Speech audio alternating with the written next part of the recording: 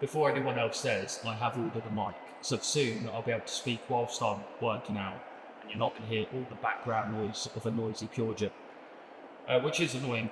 They're coming today, so hopefully next video that I film, the audio is going to be way better. The point of this video isn't like how to do muscle ups. This is how I do them. This is how I fine tune it. Little cues, little things that I do, and also it's all for comp. That's what you've got to remember. Calisthenics is all about the movement being as clean as possible. If it wasn't, it'd be CrossFit.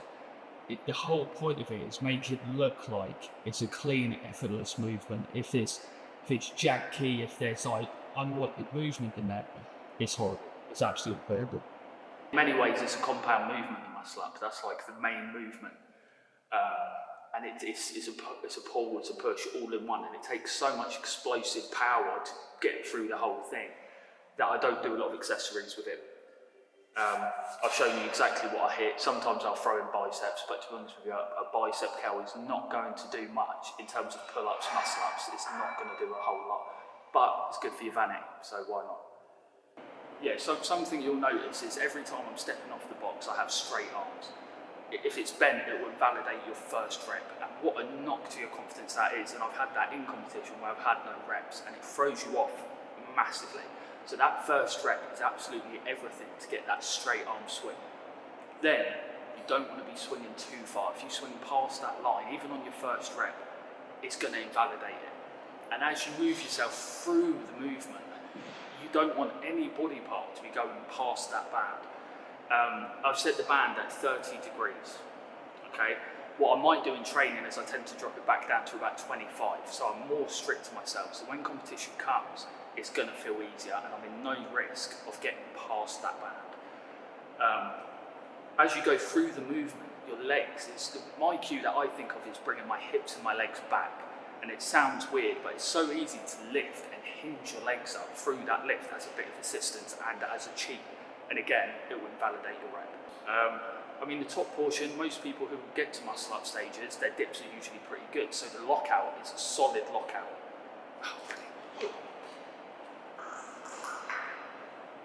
Anyway, yeah, the tip is a solid lockout, and you don't want a soft lockout or questionable arm that's just here. You want that to be a solid lockout, and I tend to go and lock it out as hard as I can to show my rep's done. Go again, and taking it one rep at a time, not thinking in my head if I want to get 10, oh my god, I've got to get 10. It's one rep, and keeping a nice rhythm of just moving through it.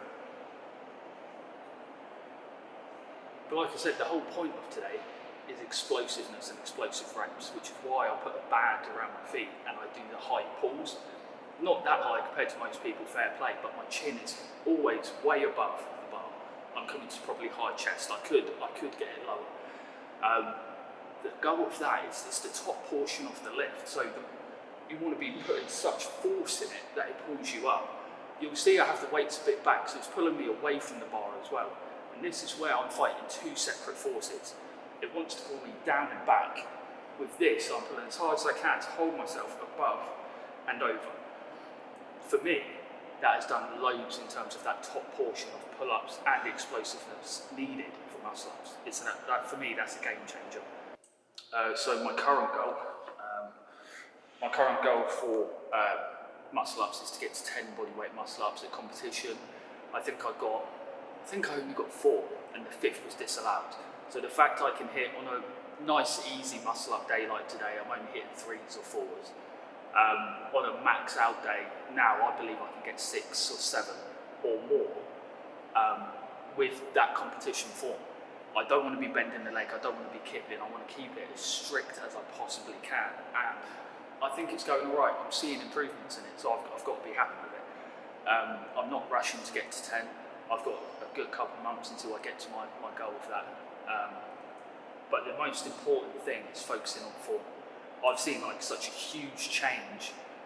Like it sounds so obvious, doesn't it? It sounds so dumb, but as soon as I've stuck to as strict form as I can, especially competition form, all of my reps have gone up. But yeah, program's going well.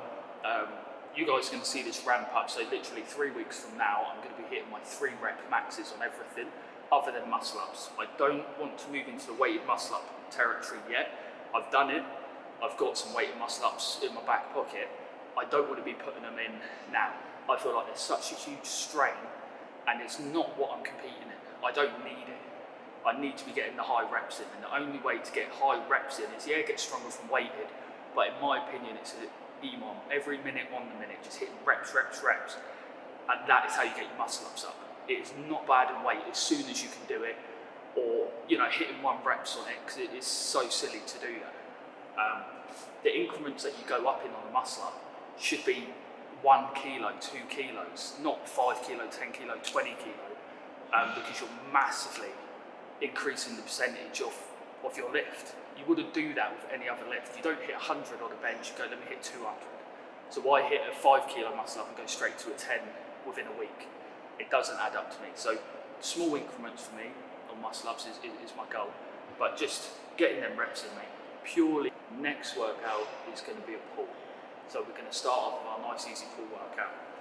3 weeks to come, we're going to be hitting some heavy free reps. So sweet.